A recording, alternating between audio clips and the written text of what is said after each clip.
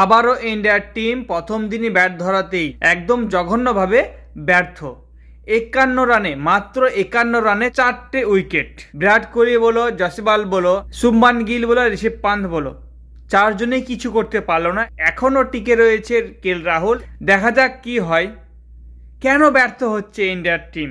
কেন ব্যর্থ হচ্ছে ইন্ডিয়ার ব্যাটাররা? তোমরা হয়তো বলতে পারো ভাই ইন্ডিয়ার ব্যাটাররা নামার পরে কিন্তু মাঠে বৃষ্টি শুরু হয়েছিল, এই কারণে ইন্ডিয়ার ব্যাটাররা এরকম ব্যর্থ হয়ে পড়েছে। কিন্তু আমি বলবো ভাই, অস্ট্রেলিয়ার টিমও যখন ব্যাটিং করতে নেয় তখনও কিন্তু বৃষ্টি হয়েছিল, তারপরে তাদের ব্যাটাররা কিন্তু ম্যাচটাকে ধরে খেলে 445 রানের এত বড় একটা স্কোর করলো তারা। আর সেই মাঠে ইন্ডিয়ার ব্যাটাররা কিন্তু একের পর এক ব্যর্থ হয়ে পড়ছে। এর কারণটা কি? কি কারণ? আমার মনে হচ্ছে ইন্ডিয়ার টিম যত দিন যাচ্ছে তত ভাই মানে অবনতির দিকে যাচ্ছে। কারণটা আমি বুঝলাম না। ব্যাটারগুলোকে দেখতে গেলে সত্যি বড় বড় ইনিংস খেলার মতো ব্যাটার এখানে রয়েছে, তারপরে কেন একের পর এক ব্যর্থ হচ্ছে? হ্যাঁ, আমি মানছি 4 জনের মধ্যে 2 জন ব্যর্থ হলো, আর 2 জন যদি খেলে দেয় তাহলে তো ভাই একটা বড় স্কোর তৈরি হয়ে যায়। কিন্তু এখানে ওপেনার সেরকম কিছু করতে পারছে না।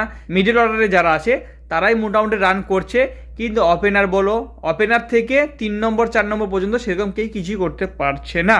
এদিকে আবার বলাররা বুমরা ছাড়া কেউ কিছুই করতে পারছে না। সত্যি বুমরা যদি না থাকতো তাহলে হয়তো এই অস্ট্রেলিয়ার ব্যাটাররা 1000 রান করে দিত।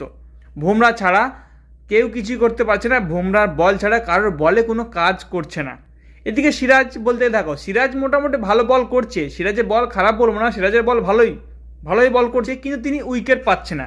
আমি প্রথম কথা যেটা বলতে গেলে, দুটো ফাস্ট বলার, হয়তো একটা ফাস্ট বলার যদি ব্যর্থ থাকে তাহলে বাকি স্পিনাররা কাজ করে দেবে, কিন্তু সেখানেও কিন্তু স্পিনাররাও ব্যর্থ এবং বুমরা ছাড়া কিন্তু সব বলারই ব্যর্থ। কেউ কিন্তু সেরকম মানে কাজে দিচ্ছে না।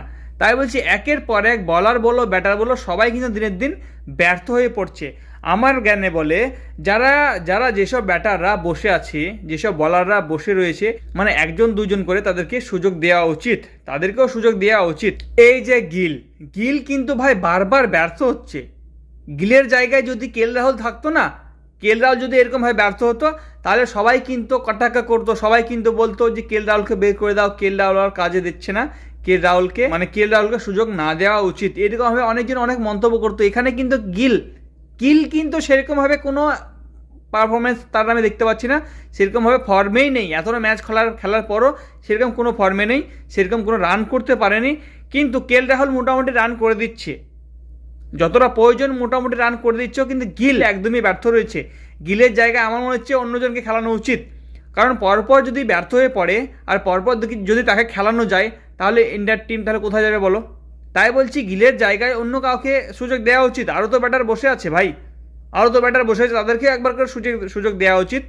আর যদি ভাই তোমরা যদি ভাবো যে না গিল ছাড়া গিলের জায়গা আর কেউ পূরণ করতে পারবে না, গিল ছাড়া না ইন্ডিয়ার টিম মানায় না, আর গিল ছাড়া কাউকে খেলানো যাবে না, এরকম যদি ভেবে থাকো তাহলে ইন্ডিয়ার টিম অবনতির দিকে যাবে।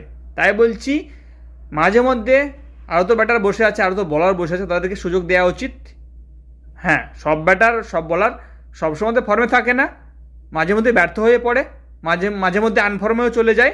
তাই বলছি তাদেরকে রেস্ট দেওয়া উচিত, তাদেরকে 2-1টা ম্যাচ বসানো উচিত, তাদের পরিবর্তে যারা বসে আছে তাদেরকে 2-1টা ম্যাচ করে সুযোগ দেওয়া উচিত। আরও তো ভালো ভালো ব্যাটার বসে আছে ভাই, তাদেরকে সুযোগ দিচ্ছে না কেন?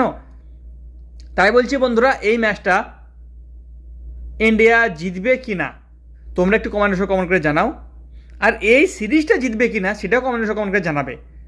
চলো তো আজকে ভিডিও পর্যন্তই। আর ভিডিও কেমন হচ্ছে অবশ্যই কমেন্ট করে জানাবে। আর আমার এই ভিডিওর মধ্যে যদি নতুন হয়ে থাকে পেজটা বলতে সাথে থাকবে। চলো তো আজকে ভিডিও পর্যন্ত, তখন জন্য টাটা, বাই বাই।